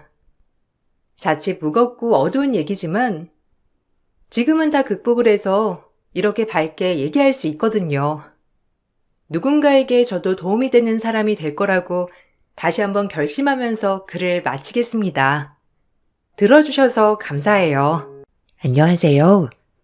저는 남편과 이혼을 하게 된 지 이제 막 2달 차 된 여자입니다. 저도 사람인지라 더 이상 상처받고 싶지 않아 망설이지 않고 갈라섰어요. 사랑한다며 결혼하자고 했을 땐 저에게 평생 행복하게 해줄 것처럼 행동하더니 결혼식을 올리자마자 태도가 조금씩 바뀌기 시작했어요. 그런 모습들이 실망스러웠고 결혼을 괜히 했다 싶었어요. 하는 행동을 보면 혼인신고 서류에 도장을 찍었으니 더 이상 저에게 노력할 필요가 없어도 된다고 생각하는 것 같아 보였습니다. 그러다 보니 너무 큰 상처를 받았는데 그래도 저는 힘들게 결혼식을 올린 만큼 최대한 좋게 넘어가려 했어요. 남자들은 결혼하면 다 변한다고 식을 올리기 전부터 들어온 말들이지만 남편은 그러지 않을 줄 알았는데 먼저 결혼하신 인생 선배님들의 말이 전부 다 옳다는 걸 결혼 이후에서야 알 수 있었죠. 저희 남편은 다른 남자들과는 다를 거라 생각했었는데 바보 같은 생각이었다는 걸 함께 살아오면서 남편의 행동으로 절실히 알 수 있었어요. 그리고 저보다 남편의 직업이 더 좋아서 은근히 저를 무시하는 행동을 많이 보였는데 특히 대화를 이어가면서 그런 것들이 많이 느껴졌어요. 남편을 사랑해서 결혼했던 그 마음이 배신감과 증오심으로 점점 바뀌기 시작하면서 저에게도 안 좋은 감정들로 채워져 버렸습니다. 부부관계의 문제를 해결하지 못하면 서로 헤어지는 것 말고는 답이 없었어요. 힘들게 식을 올린 만큼 서로 좀 더 이해해주면서 살아갔으면 하는 마음에 남편이 집에 들어오고 나서 진지하게 대화를 이어나갔습니다. 당신이 나랑 결혼하자고 했을 때 기억 안 나? 평생 행복하게 해주겠다고 했잖아. 내 눈에서 눈물을 흘리지 않게 해주겠다면서 왜 조금의 노력도 보이지 않아?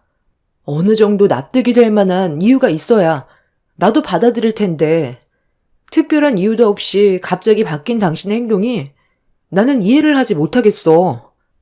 글쎄, 나도 당신과 살면서 여러 가지로 맞지 않은 부분들이 있다고 생각하니까 좋지 않은 감정이 표출될 수밖에 없는 건데 노력한다고 바뀔 문제는 아닌 것 같아.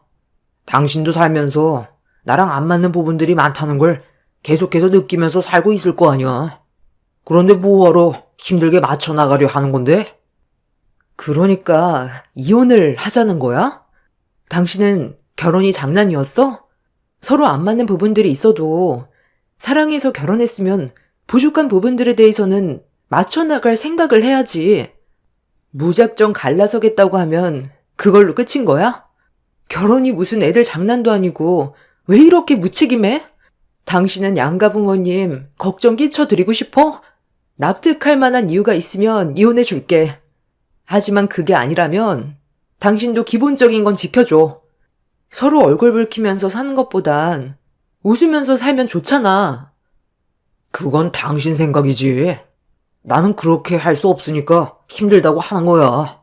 결혼이 애들 장난은 아니지. 그렇다고 억지로 살아갈 수는 없는 거잖아? 서로 생각하는 결혼 생활이 다른데 어떻게 웃음이 나오겠어? 내가 너를 대할 때의 안 좋은 감정들은 점점 더 커질 뿐이지 좋아질 수 있는 방법은 아마 없을 거야. 이 정도면 어느 정도 전달이 된 것 같은데 시간이 지날수록 우리 관계는 점점 더 힘들어질 텐데 굳이 힘든 길을 선택할 필요 있어? 나는 당신과 최대한 좋게 정리하고 싶어. 당신 정말 이기적이구나. 나는 마음의 준비가 되지도 않았었는데도 결혼을 선택했던 이유가 뭐였는지 알아? 당신이 나를 진심으로 사랑해주는 것 같은 느낌을 받았기 때문에 내린 결정이었어. 당신이 아니면 앞으로 살면서 더 좋은 남자를 만나지 못할 것 같아 선택한 결정이었다고. 그런데 이제 와서 내 삶을 송두리째 망쳐놓고 정리하자고 하면 끝이야? 원하는 게 이혼이면 그렇게 해줄게. 하지만 무엇 때문에 나랑 이혼할 건지에 대해 정확하게 얘기해.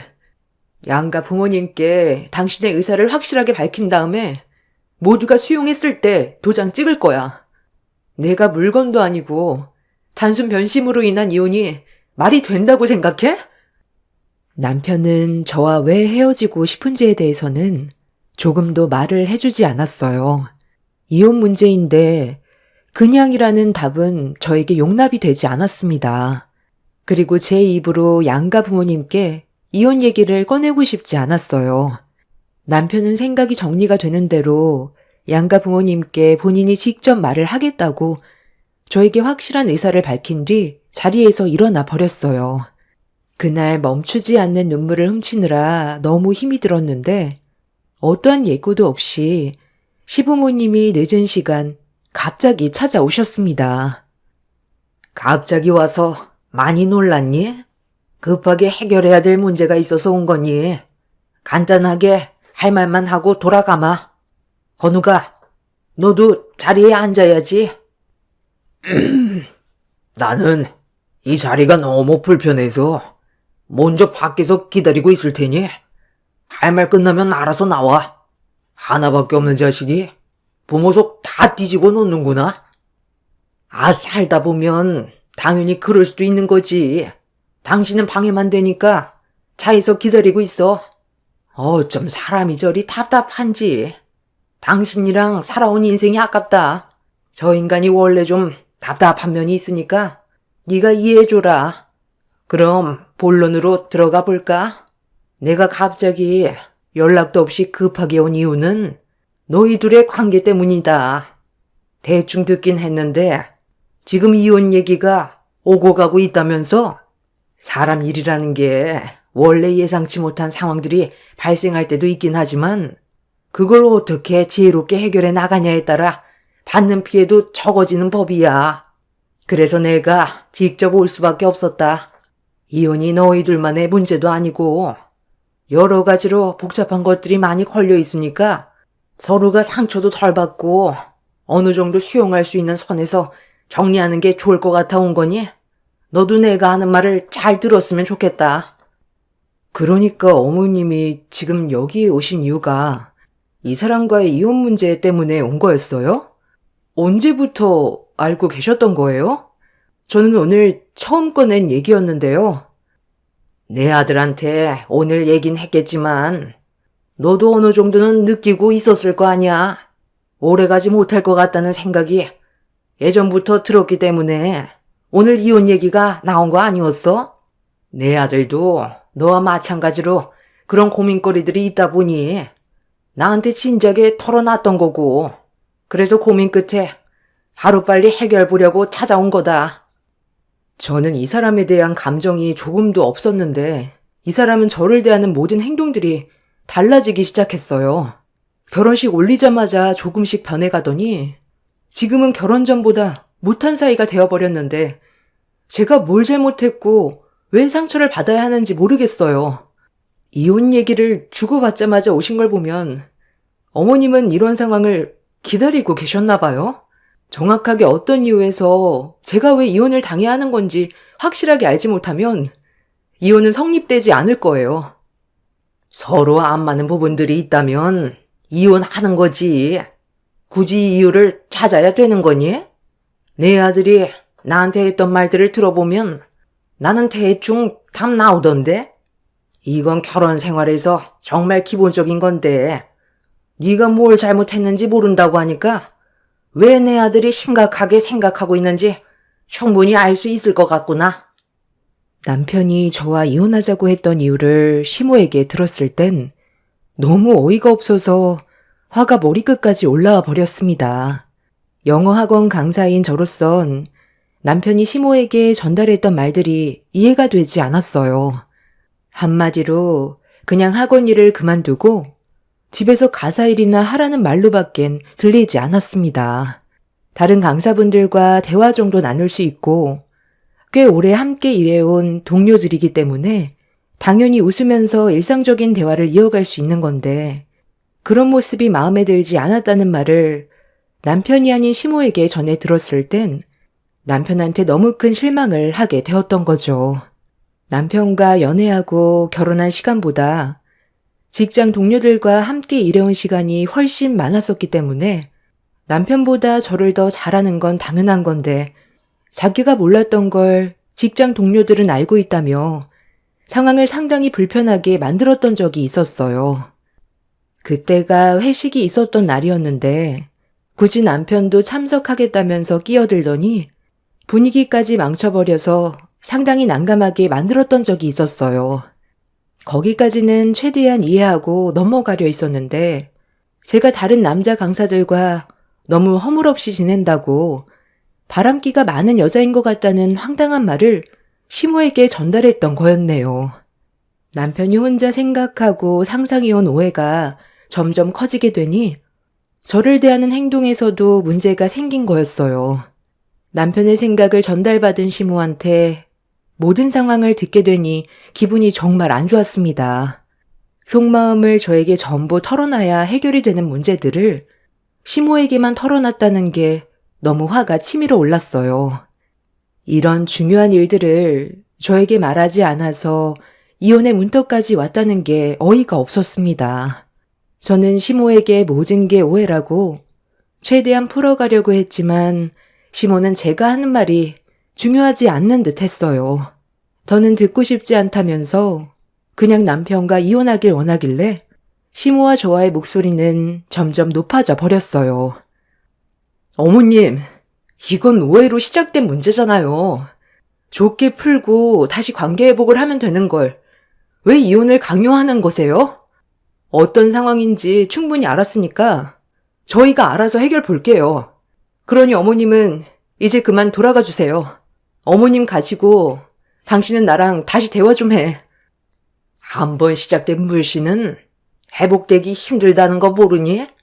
네가 그동안 행실을 똑바로 하지 않았으니까 이런 화를 불러일으킨 거지. 내 아들이 한 번 보고 그랬겠어? 어머니 말이 100번 맞는 말 같은데? 너는 그 버릇 못 고쳐. 남자들한테 친밀하게 꼬리치는 거 내가 한두 번 본 줄 알아? 일상에서도 수도 없이 봐온 행동이야. 그럼 맨날 인상만 쓰고 다니라는 거야? 아예 말도 하지 말라는 거냐고. 나 영어 강사야. 학생들 가르치는데 텐션이 높아야 된다고. 다른 강사들도 다 똑같아. 내가 집에 와서까지 그래? 그런 거 아니잖아.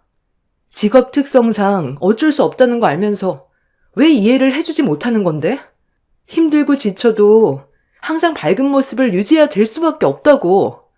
그런 당신은 환자들 대할 때 맨날 인상만 쓰고 있어? 외과 의사라 수술 끝나면 환자들과 대화 많이 나누잖아. 그럴 때 어떤데? 반대로 생각을 해봐.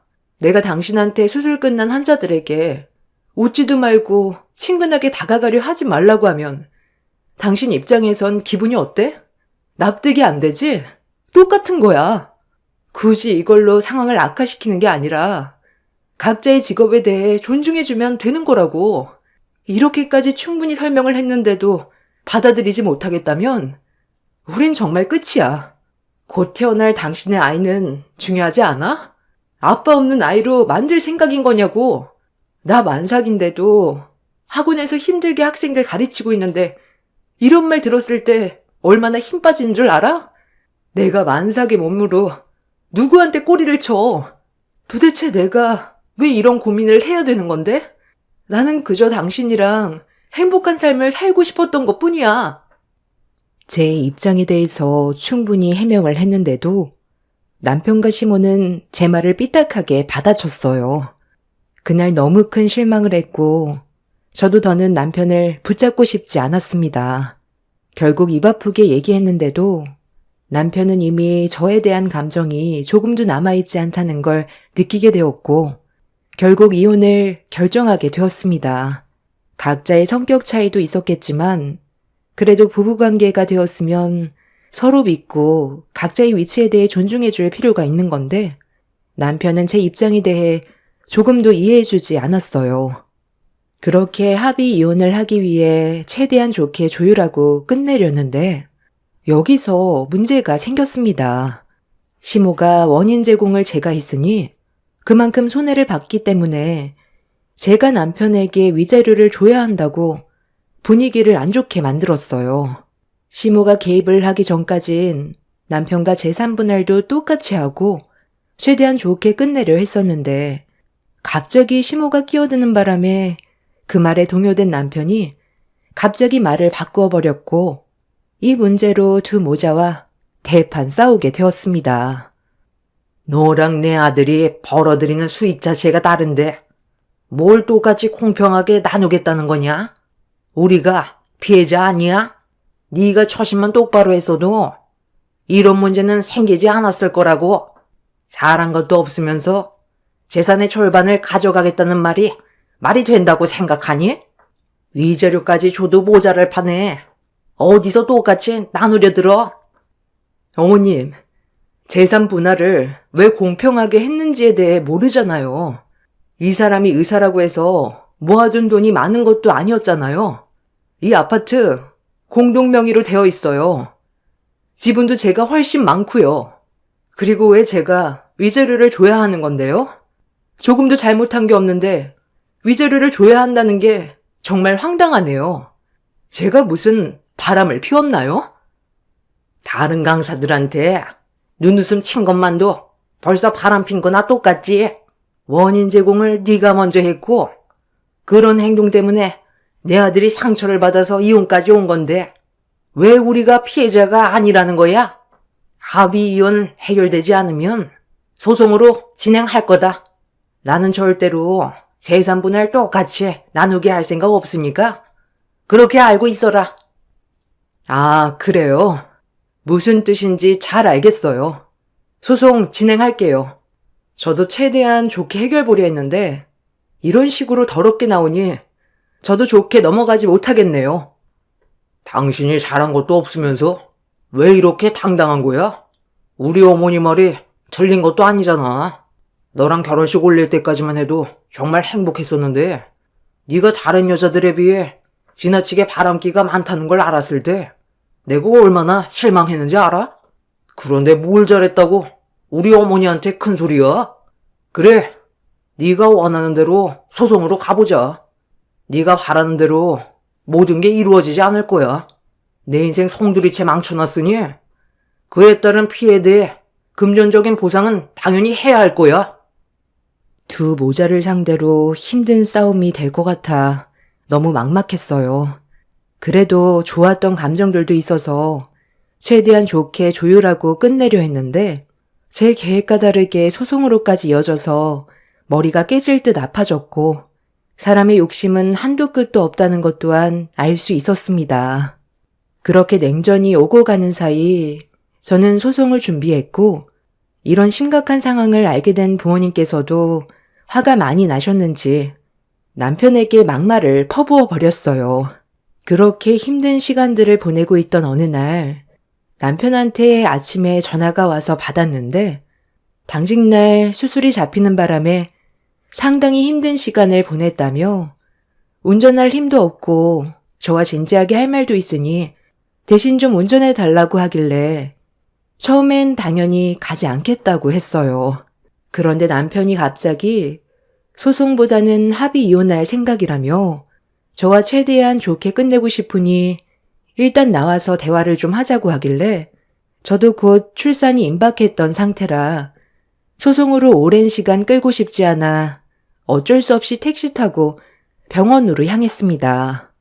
그렇게 기다리고 있던 남편을 차에 태우고 집으로 출발하려는 순간 갑자기 검은색 차량이 불쑥 튀어나와 제 앞을 가로막았어요. 만삭이었던 저는 몸이 둔해져 있었기 때문에 반응이 늦어 브레이크를 늦게 밟았는데 부딪힐까봐 핸들을 틀었지만 결국 앞차와 살짝 부딪히게 되는 사고를 유발하게 되었습니다. 남편은 짜증 섞인 목소리로 저에게 화를 냈고 저는 차에서 천천히 내려 차량 상태를 확인했어요.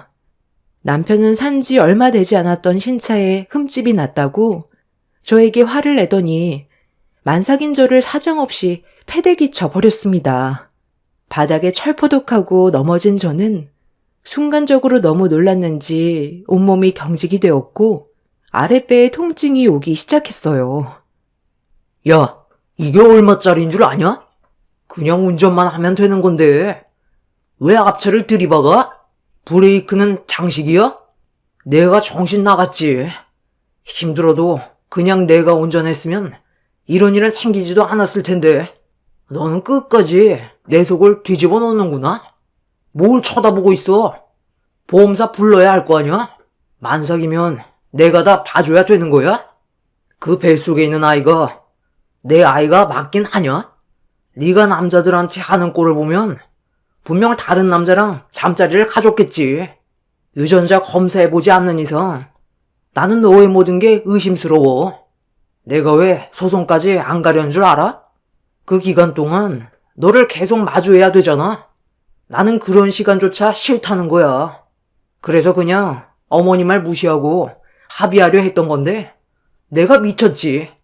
손해본 부분까지 전부 다 청구할 거고 예정대로 소송 갈 거니까 너 혼자 알아서 집에 들어가라. 만삭인 내가 오늘 이 자리에 왜 나왔는지 알아? 그래도 당신과 좋았던 기억도 있으니까 너를 사랑해서 결혼했던 거니까 헤어지더라도 최대한 좋게 끝내고 싶어 나왔던 거야. 소송이 아닌 합의 이혼으로 조용히 갈라서고 싶었던 것 뿐이라고. 그리고 이게 내 잘못이야? 저 차가 갑자기 튀어나온 바람에 대응이 늦었던 것 뿐이야. 나도 신차인 거 알고 있고 비싼 차라는 것도 알고 있어. 그래도 아무리 화가 나도 그렇지 어떻게 만삭인 나를 패대기 칠 수 있어? 뱃속에 있는 아이 당신 아이가 맞는데 왜 이렇게 나를 힘들게 하냐고. 확실하게 미련 버리게 해줘서 고맙네. 원하는 대로 소송으로 끝까지 한번 해봐. 남편의 충격적인 행동에 너무 놀라 눈물이 앞을 가렸어요. 그래도 만삭인 몸인데 신차 흠집 냈다고 저를 사정없이 패대기 칠 거라곤 전혀 예상하지 못했습니다. 그렇게 힘겹게 몸을 일으키려 했는데 저와 충돌 사고가 난 차량 안에서 여자가 차문을 열고 나왔어요. 그런데 그 여자의 입에서 충격적인 말이 나왔습니다. 처음 본 여자가 남편의 이름을 불렀는데 배를 움켜쥐고 있었어요. 남편은 그 여자의 얼굴을 보는 순간 경직된 얼굴로 급하게 다가가더니 몸을 살피기 시작했어요. 미주? 미주야, 괜찮아? 지금 배가 많이 아파 보이는데 방금 사고로 충격이 좀 있었던 거야? 어디가 어떻게 아픈 건지 정확하게 얘기해봐. 일단 병원으로 들어가자. 나 지금 도망쳐 나오는 중이었어. 그 사람이 당신이랑 나랑 찾고 있다고. 빨리 도망치지 않으면 뼈도 못 추릴 거야. 그 사람 지금 제정신이 아니야. 지금 병원에서 당신 찾고 난리야. 우리 가족들과 그 사람 가족들까지 전부 병원으로 왔는데 당신 찾으면 가만두지 않겠다고 한바탕 난리치는 거 겨우 도망쳐 나왔어.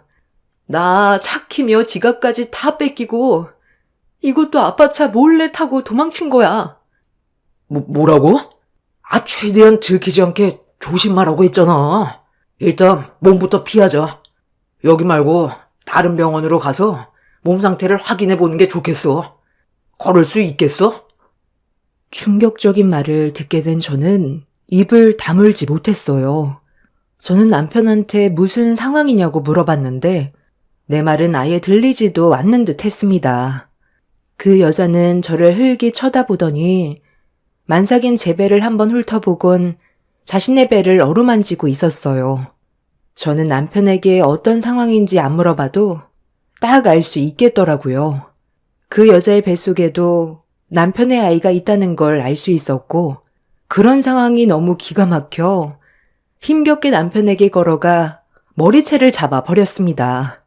남편은 지체할 시간이 없다면서 저를 강하게 뿌리친 뒤 차에 올라타려는 순간 멀리에서 한 여성이 남편 옆에 있던 여자를 부르며 뛰어오고 있었습니다. 남편과 여자는 서둘러 차에 올라타려 했는데 남편의 차량을 막아선 한 남자가 한쪽 손에 야구방망이를 들고 있었습니다. 남편은 차 안에 들어가 문을 잠가버렸고 상간녀는 뛰어온 여성에 의해 붙잡히게 되었네요. 너 지금 이게 뭐 하는 짓이야? 내가 뭐가 부족해서 저런 놈한테 너를 뺏겨야 하는 건데. 내가 못한 게 뭐가 있어서 저딴 놈과 바람난 거냐고? 쟤는 그냥 월급 받는 의사고 나는 이 병원을 이끌어갈 후계자라고. 모든 게 내가 훨씬 월등한데 왜 해선 안 될 짓을 저지른 거야? 정말 뱃속에 있는 아이가, 저놈의 아이가 확실한 거 맞아? 마지막으로 물을게. 그 아이, 저놈의 아이가 확실히 맞는 거냐고? 왜 말을 못해? 너 당장 일이 안 나와? 자문 잠근다고 문제가 해결되냐? 아유, 우리 아가야, 그런 거 아니지? 뱃속에 있는 그 아이, 우리 아들의 아이가 맞는 거지? 잘 지내다가 갑자기 왜 이탈을 했는지 모르겠지만 내 아들이 잘못이라도 했니? 뱃속에 있는 아이, 이 사람의 아이 아니에요. 그리고 저는 저 사람을 더 사랑해요. 병원 후계자, 그런 건 저에게 중요하지 않아요. 저를 얼마나 진심으로 사랑해 주는지가 중요한 거죠. 어머님 죄송하지만 저 여기까지만 할게요. 술만 먹으면 개가 되어버리는 이 사람과 더 이상 함께 살아갈 자신이 없어요. 그렇다고 저딴 놈이랑 바람나서 애까지 가죠?